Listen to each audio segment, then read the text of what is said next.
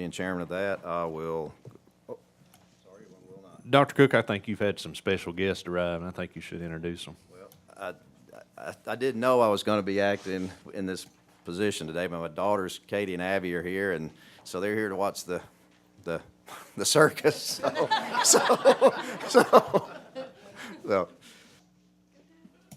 So I'd like to recognize Bobby Wilson, Assistant Director, to discuss the two-year season setting options and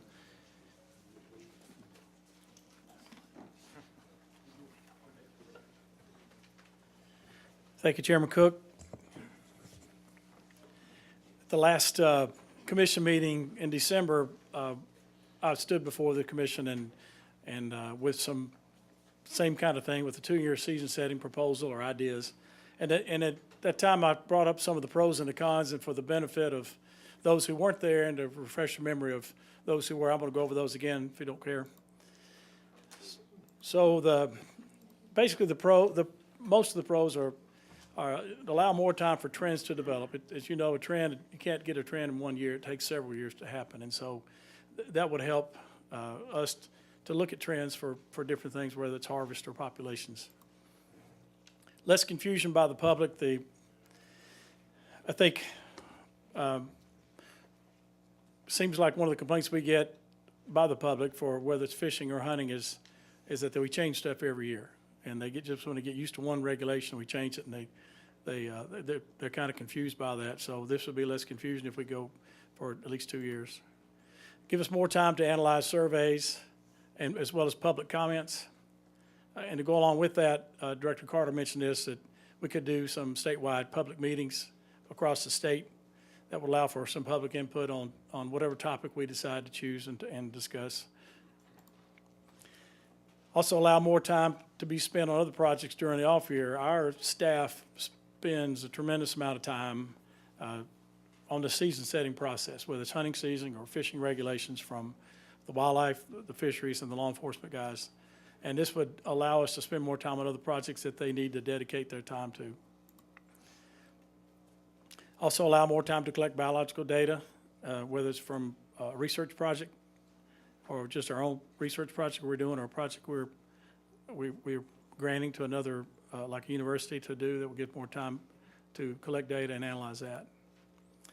And allow also more time for presentations on agency programs. I think Commissioner Cox, you expressed some concern last time that if we don't do the season setting every year, that we won't be as informed about things. Well, this will allow us to give more presentations about agency programs where we can brag about them, or we have a lot that we haven't shared with you yet, and this would allow us to give more time to talk about those at the commission meetings. So the cons I brought up, the public may expect changes, even though they may be confused. They also, those that are used to us changing the regulations every year, maybe come to look to see that. So they may be expecting some changes. And I mentioned it's not really a cost savings because the guides will still have to be printed every year, whether it's because we get new vendors or date changes in certain regulations and maybe limits and things like that. So mostly the date changes in the new vendors. So those are basically the two of the major pros and cons in going to a 2-year season setting process. I did want to mention though that even if we go to a 2-year season setting process, proclamations can be opened and amended at any time if necessary. So if there's, for some reason, like if an emergency comes up, like the flood waters of the Mississippi River a couple of years ago, they could always, something like that could be opened up to change, as well as disease outbreaks, whether it's EHD or CWD or a fish virus or something like that. It could affect the population. We can also go in and this commission can open the proclamation and change them. And if the federal guideline changes for waterfowl, which it really hasn't in a long time, and the days will probably stay the same. I think Jamie Feddersen thank you, for a while, and as well as I think you have some, James Fedderson's going to talk a little bit about the waterfowl, and it's got some standard language in there. So, but if something should happen, we could go in there and make that change, as well as population changes too, for any particular reason, or a die-off or something like that. Commissioner Cook, you asked me last time what other states are doing. And at the time, I didn't have the exact information, but Director Carter shared with me a survey that he sent out asking other states how they do their season setting. And then we only heard back from 27 states, so we didn't hear from 100% of them. But of the 27, 9 states do an every other year or two-year season setting process. 6 states do a 2-year season setting process, 2 or more year season setting process with fisheries, but every year with their big game. And these are western states that have elk and things like that. Well, they do the surveys every year to check the population. And then 2 states, I think, don't change them, don't have any schedule for changing their seasons unless they need to. So they just keep it the same unless there's a reason to change them. And then so I think there's 10 other states that do every year an annual season setting process, and of those 10, 2 of those states are considering going to a every 2-year process. So I hope that helps. So if it does get approved, this is kind of what it looked like. For the hunting regulation changes, we would go through with the season setting process as usual this year, and then not do it again for 2 more years in 2020, and then of course do it again in 2022. And to offset that for the fishing regulation changes, we'd do it this year in 2018, do it in 2019, and then we'd go the 2 years would start. From that point on, be 2021. So our agency has discussed it. I think Chairman Woodson asked for a recommendation, and we recommend going forward with the 2-year season setting process. So, you know. Thank you, Bobby. And as we mentioned before, that's something that, we on the commission requested. I think it's important to know that y'all didn't come up with that idea. We requested that because Right. some of us feel that for all the reasons you've stated, it's a good idea. When in order to be ready to be able to set a 2-season season setting this year in 2018, when do we need to have this approved if that's what we're going to do? Well, we're going to do 2018 this year, no matter what. So it really wouldn't matter this year. I mean, it's not a. I don't think there's a deadline that we have to know by a certain date. Well, I think it'd be nice when we set this season, To if know we it's do 2 this, to years, know yeah. this is for 2 years. In April is when the Wildlife Division will preview the proposed regulation changes for any that they have, and then it will be voted on by the commission in May. So probably as soon as possible then for that, so to let the public know that it'll be 2 years beyond that. Okay, any comments from the commission? Yes,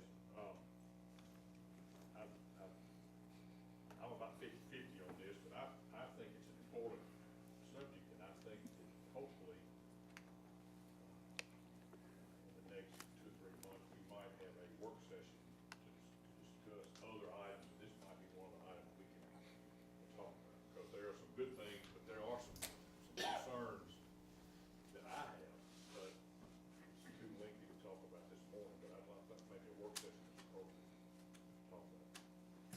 I agree. I think it is something we do need to discuss. I'm not sure that we have 2 or 3 months. If we're going to vote in May, for sure, that's when we set the season. Correct. So I guess we have to have it decided by April, wouldn't you say? So, okay, any other comments? Bill?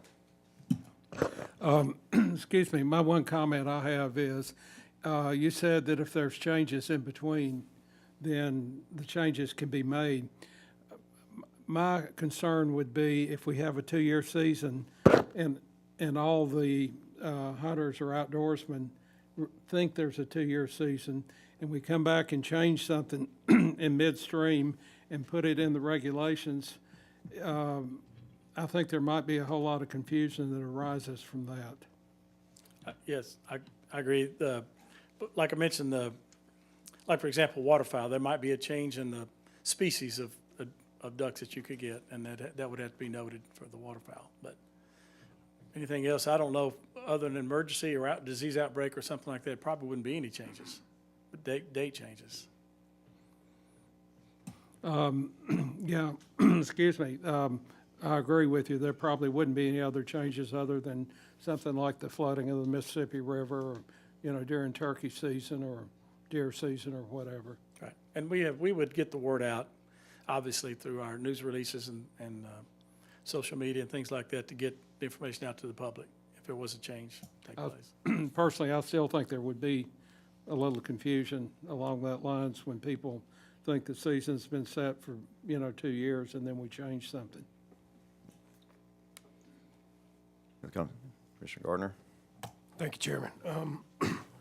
So how would this match up with, say, we've got a 6-year turkey program that's being looked at right now. So when that information is given to us, if we're in between years, but the turkey survey shows that maybe we need to increase the number of gobblers or gives us, validates one way or the other what our statistics are for our turkeys, then how do we address that? I mean, is that a separate proclamation? And then to add on to Commissioner Swan's concerns, I'm a little concerned about being able to disperse changes, whether it be CWD, whether it be survey results that dictate a need for a change in the regulations. Got you. But in my opinion, we're going to print a new guide every year anyway. Right. And so, like with the, what we had to do with the flooding situation, sometimes there are those emergency situations, but rarely is it that. It's usually, an annual deal. So we will be reprinting the guides anyway. And I know what you're saying, that people might be expecting things to be set for 2 years, but they won't be. Occasionally, there will be a change. But I think it's going to be rare. Commissioner Cox? Have a work session on this, or we Yes. discuss it now? No, since I'm pinch hitting, I don't think we ought to decide. So I'd say let's talk to Chairman Woodson about it, and maybe over the next month, we can talk about it, and maybe it's something we discuss further next month. So any other comments? Chuck? A word of caution, the season setting process is full steam ahead from an agency perspective in March. So I would encourage the commission earlier for a decision on whether or not to go this route. So it needs to be decided in February, you think? That would be my recommendation. Well, from an agency perspective, because I was looking at it from the public's perspective, to know that we would be setting a season for 2 years when we did it in 2018, this year. Do you think it affects what the agency proposes if they know it's a 2-year season instead of a 1-year season? I think it's all very important to either perspective, because when we go into March, we start the internal meetings where we're considering dates, we're considering bag limits, et cetera. So we need to know then what we're considering, and if the case is we go to 2 years, we'll be looking at 2 years versus 1. Otherwise, we'll go through March and through most of the motions without even considering the next season, which may be in play if the commission desires to do 2 years. Okay, thanks, Chuck. So why don't we'll just discuss it with Chairman Woodson, and maybe we can discuss it more next month. So, thank you. Sorry, Just Commissioner to Stroud. clarify, we're talking March now, not May, in making our decision. Well, in May is when we set the season. Yeah, but I'm So I saying think we have to have it done maybe next month. That's what I'm saying. So what Bill's saying is about the workshops and stuff, Jamie needs to let us know when we need to jump on this pretty quick, it sounds like to me. Get ahead of it, stay ahead of it. Is that what you're saying, Bill? Yes, sir. Okay. Thank you. I'd like to recognize Clint Borum, wildlife habitat biologist, and he's going to fill us in on the private lands program that he's been working on for 10 years. So